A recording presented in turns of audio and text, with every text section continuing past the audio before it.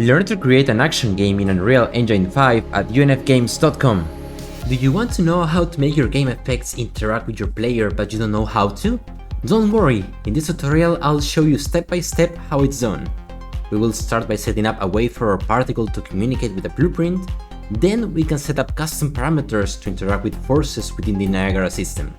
This is gonna be a really fun tutorial, so I'll see you there, and don't forget to subscribe! Okay, so the main idea is to make imagine a magical forest scene where you're walking towards your chest that is beside a tree, like in this example, although there's no chest. And there is like a spark field that as you walk, you can interact with, right? So this is like a short tutorial on how to make your effects be interactable with your hero. So before anything, two things. One, big shout out to Andreas Glad. He, with his video, helped me understand this player position force. And also this tree, I downloaded it from Sketchfab. Everything is gonna be in the description. Okay, so let's start. We're trying to make the player interact with an effect on the map, right? So our first step is just to, I already created our folder.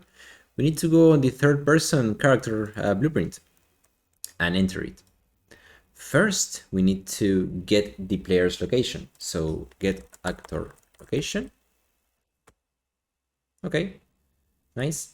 And now we need to find a way to make Niagara interact with our blueprint. And the way is to just create a Niagara parameter collection. So go on interact, right click, FX, Niagara parameter collection. And we can name it my Niagara collection and enter it. The namespace is fine, my Niagara collection. We do not need source material. In here, we need to add a parameter and it needs to be a vector. So add it, and we need to change the name of it. Oh, sorry. Come on, if it's gonna ever listen to me, there we go. And we need to say this is named player position. Okay, just save it. That's all we need to do in here. We can close it. And now we can make the Niagara parameter collection communicate with the blueprint. Or more like we're gonna use the parameter collection to be able to communicate between the system and the blueprint. So now we need to say get parameter collection. And the asset is the one that we just made, right? So it is my Niagara parameter collection. Okay, nice. Now we need to be able to set the vector parameter. So set vector parameter. And in here we need to type the name of the variable, which is player position. Make sure that you type it right. Okay, target, it's here. Perfect. And the value comes here. So now we want this to be refreshed on every frame that our hero is moving. So it is perfect to just put it here on movement on the forward, backward, and right or left. So this just activates here and here. This should be the first step. We save it just in case. And now let's make a really simple particle to interact. So we're here again, Niagara System, new system. We can say, what if it's just hanging particulates to save us some time? And we can just say this is Niagara System moving sparks. Maybe that's not the right name, but it's okay. All right, so this is just floating sparks. That should be fine, but we need perhaps the location to just be the plane. We want it to be like maybe 1 here, or not 1, okay, just 50. Big. Let's see how it looks on the map. So we just put it here. It's a little bit small, so what if you just add 1 0? That's way too much, but yeah, that's incredibly way too much. All right. So just 2K each. And that should be okay. All right. Yeah, good enough. Let's perhaps add more sparks so we can visualize it better. Although for your map, you should be adjusting it to your own liking, right? Maybe that's fine. Okay, so it has different size, sure. All right, now we should try to make it interactable between each other. And also maybe for them to have some collision because they are going below. Okay, I can just put it up here. Okay, so now how do we make these sparks to be interactable? Well, first we need to create a new variable here. So we go here and we need to say this is a new float, and we will name this is near player. There we go. All right. Now we want this particle attribute to be refreshed constantly, right? Calculated constantly. So we need it on the particle update. Just swap it here. Fine. And now we need to remap its range. So we know when the player is near that particle and on what direction it's going to push it, right? So we need a remap range. There we go. So this is fine. Now we need a vector length. There we go. Now we need to subtract vector. There we go. Okay, we're almost done.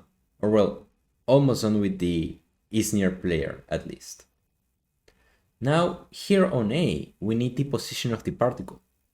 So in here, you can see it, particle position. Let's just put it in here, fine. And on B, what we need to put is the location of the player, right? And how did we get the location of the player? It was through the Niagara collection. So just scroll down. Oh, it should be here, but it's not. Ah, okay. Just click on plus and my Niagara collection. Okay. Now this one, just swap it on B. There we go. Now, for now, that should be good enough. Let me see. Yes, for now, this is good enough. We will modify some values after, but for now, again, this is good. Okay, so now we need some kind of force, because if we save this and just go and play, the particles spawn and nothing happens, right? Because there is no force applied to our player. Or well, no force telling our particles to move once the player stands in them, right? So we need to do just that now. Back to the system. So again, we want to interact with the force. What about just this curl noise? Maybe we can do something after with another force, but this one, okay. And the idea behind this is that we will modify the strength of it. So if our player is near, our strength is going to be, well, it's going to be multiplied, right? So that way it moves. And if our player isn't there, then the strength is just normal and nothing happens, right? I hope that makes sense. So here we want a multiply float. And on A, we want our parameter that we have just created, the is near player. So is near, we put it here. And on B, we want a different range of force. So it isn't always the same, right? So here we put random range float. It should be on spawn only, that's fine. What about 30 here and 90 here? Maybe that's enough variation, I don't know. And one last thing, click on the little arrow, and we need our parameter collection to be hooked on the position. Okay, that should be it. That should be all. So we just click play, and the particles are just doing whatever. Yep. So there's something wrong here, obviously. And the guilty in here is obviously this is near player. And the issue is that we're always attracting the particles. It is not being used as is. If we're close, we are attracting them or pushing them away. It's the opposite. So we need to inverse this. This is 1 and this is 0. Compile it, sure, save it. Now let's test it, because in here we see that they're fine now, right? Yep, they're behaving okay. So let's see if it works. Our player is not pushing anything. Nope, it is not working. And again, this one should be the guilty. And I think that the radius of our hitbox, if you could say that way, is too small. So what about maybe we just increase it to what, 200? Maybe that's too much. Does that work? They're being pushed a little, if you can see it. But the thing is that the kind of force that we have modified is a curl noise force. So if you're intending on just pushing them away, it's not gonna work, right? But you can clearly see that the particles behave a little bit different once the character is standing on them, right? So we need a different force, sure. But I will still like to preview this. So hold on, just like this. I'm just gonna disable this one so we can use it later. And the shape, just disable. We'll use the sphere. Yeah, that one maybe. So just we will move it. So where is it? Moving sparks here. I'm gonna reset it, and let's press play. Is it acting different once he's standing there? Yeah, you can see how he's attracting them actually. Even if it's just a little bit. Okay, what if we just make it a little bit stronger? What if it's just, okay, just something way more drastic?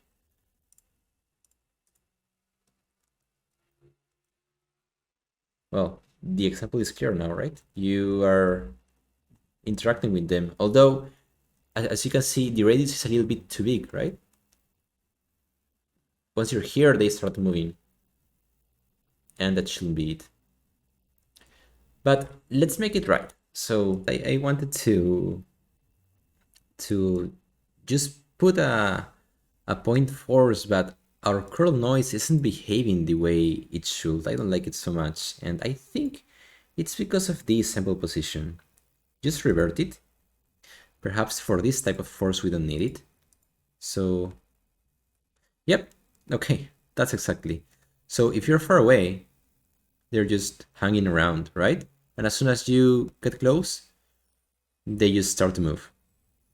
They look like flies. That isn't too. Okay, so you get the idea, right? So as soon as the player is near, it gets activated, and then it gets multiplied by the values that we put, right? Okay, now let's just make the initial idea, which was for the particles to just move away.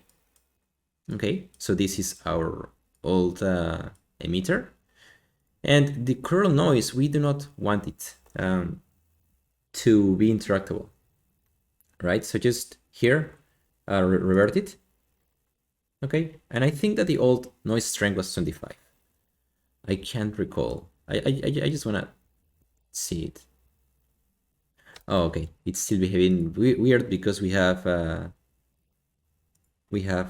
the here in the curl noise this sample. Just take it away.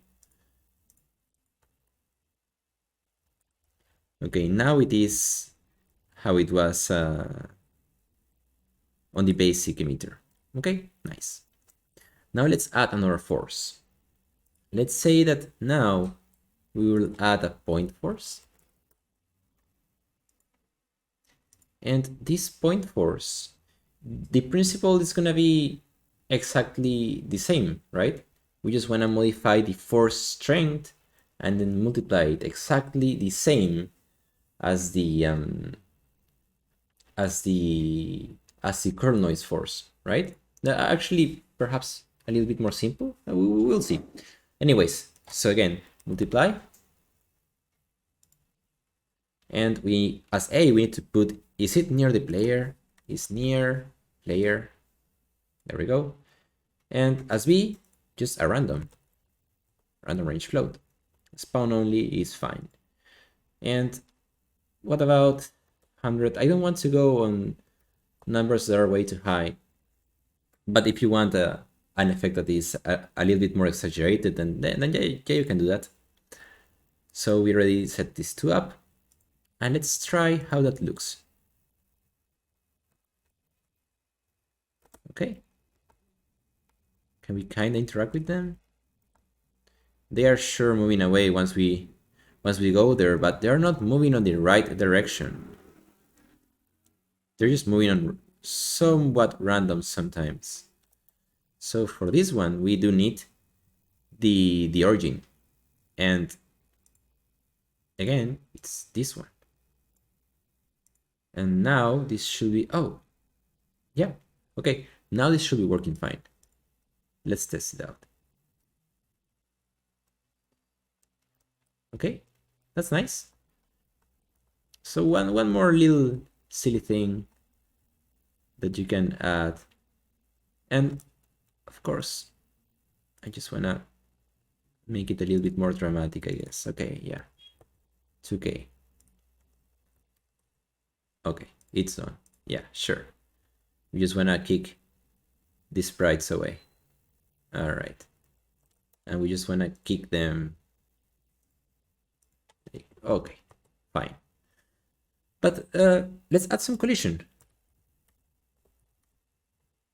So here, collision, the sprite bounce perhaps just a little bit bigger, and the restitution perhaps maybe 2.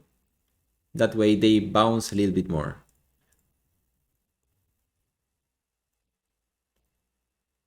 Okay, these do not look like sparks anymore, but I just wanted to show you that, yeah, I mean, if you put low values, the effect is gonna be very subtle, which maybe that's what you want, right? So it is more magical.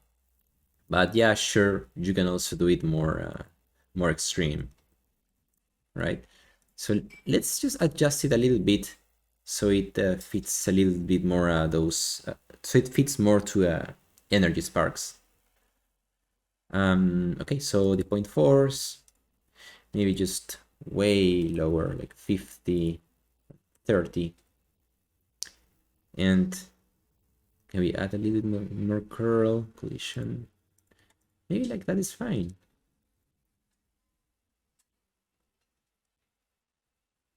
Now they slowly get away. Perhaps that's not what we want. About 90. And what about 70? And do we just increase the drag a little bit more? Okay, we can just maybe put every frame here.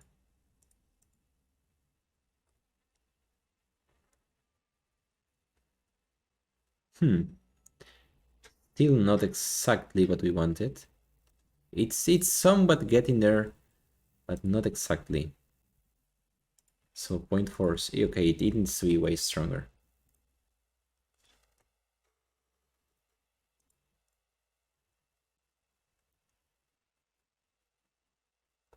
Yeah, perhaps something like that. That's it for the interaction. Now okay, what if we just set the theme up and just make something a little bit prettier? What about something like that? Maybe a tree here. Oh, it didn't work. Tree. perhaps. Slightly. Okay, yeah. So I hope that you learned how to make your particles interactable. There are a lot of forces that you can interact with, and it can be a lot of fun to play with, right? So well, that's it. Don't forget to subscribe, and there's gonna be more content. Do let me know if you like this kind of VFX related things so I can add more. And I'll be seeing you